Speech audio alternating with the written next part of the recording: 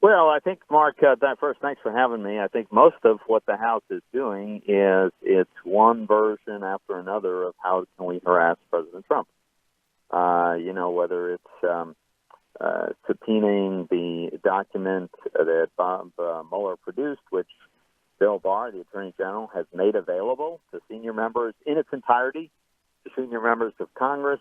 The redactions were really minimal, as he promised that they would be, and somehow that's not enough. Now, the House Judiciary Committee Chairman Nadler, wants all of the underlying documents. So every report and every interview that the FBI did, it's completely unprecedented, and it's just the latest manifestation of harassment, if you ask me. Well, the unprecedented. Isn't this the kind of thing that Nunes was doing when he ran the House Intel Committee, and he wanted, all the background, all the email messages from the FBI agents and all the underlying things, even going back to some of the FISA stuff too. Isn't this sort of the same stuff?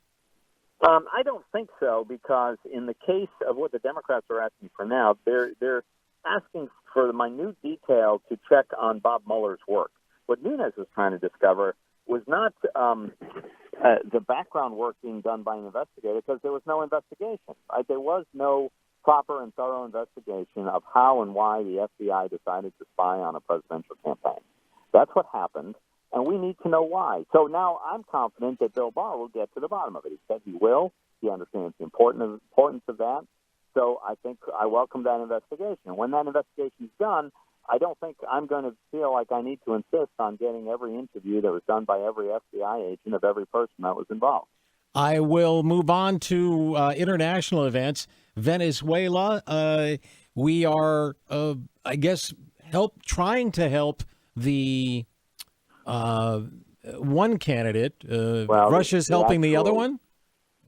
Well, what you have is a constitutionally legitimate president, which is Guaido, and I may be mispronouncing his name, but we know who he is, versus Maduro, who's a thuggish dictator that refuses to give up power despite the fact that the Constitution calls on him to do it. Unfortunately, the reason Maduro is able to stay in power is through the active support of Cuban and Russian intelligence and other resources and figures. So we have a very, very dangerous and I think destabilizing interference in the Western Hemisphere by the Russians. Of course, Cuba, this is their stock and trade. This is their strong suit. The one thing that they're best at is giving brutal dictators the ability to repress and abuse political opponents and democratic activists in their respective countries. That's the one export, other than cigars, that Cuba is quite good at. Well, one of the things that you mentioned Cuba, the president tweeting about attacking Cuba verbally within the last week or so. But he rarely does that with Russia, who's basically helping Cuba do what they're doing in Venezuela. And the president talking with Vladimir Putin, the Russian president, last week, and talking about meddling in America's elections, didn't even bring it up.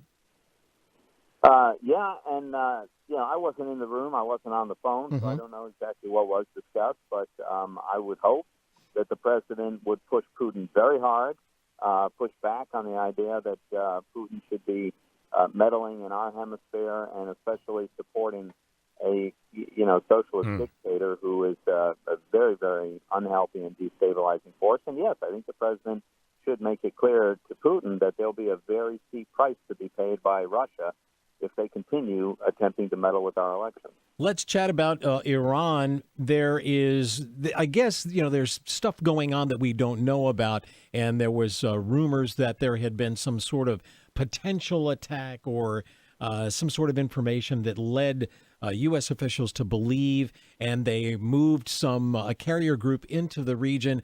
Was it a little bit quicker than they had originally planned, or making them stay around a little longer than they had planned? Yeah, I believe the carrier group was in the Mediterranean, or heading for the Mediterranean, and I think they're going to be directed to the Middle East sooner than they otherwise would have gotten there. I think as soon as 48 hours. And you're right, it is in response to a pretty direct threat that our intelligence has picked up and perceived. I think it's important to keep in mind the context of all this. The fact is, the administration's crackdown on Iran is having a real effect. The end of waivers, the waivers of the last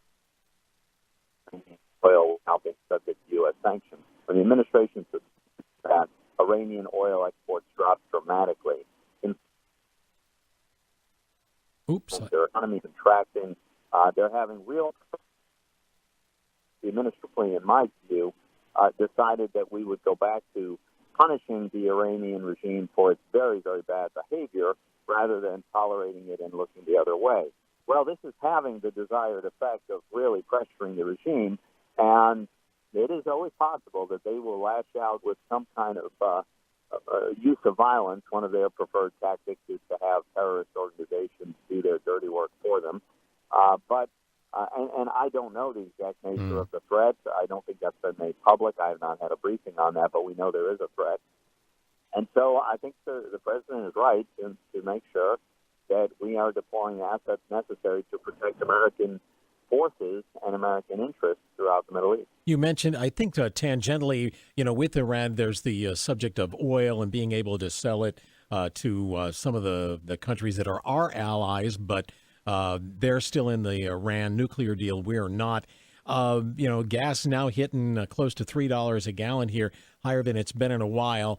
This might be a residual of that effect, that tension there? It might very well, the Iranian sanctions might be contributing modestly to the rise in oil prices. That is possible.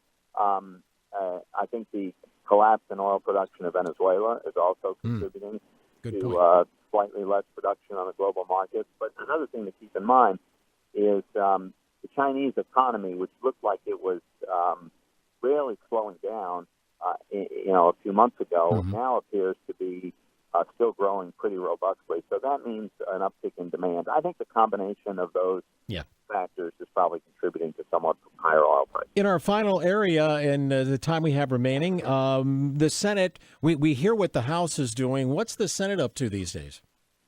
Well, I'll tell you, most of what we're doing in the last couple of weeks has been catching up on a huge backlog of confirmations of nominees. The president has nominated many men and women to our federal courts and to the executive branch agencies, and our Democratic colleagues slowed the process down enormously so that our pace of being able to confirm these people and seat these people to very important posts, that the pace was a snail's pace. We changed the rules so that nobody can drag out the process nearly as much as it was being dragged out before. And so now we're taking advantage of that opportunity to get a lot of these folks confirmed. Anything else you want to pass along to constituents? Not at the moment. Okay. It's just trying to catch up on a backlog of confirmations and then moving ahead to some of the ordinary legislation. U.S. Senator Pat Toomey, thanks very much for making yourself available this morning. We appreciate it every month.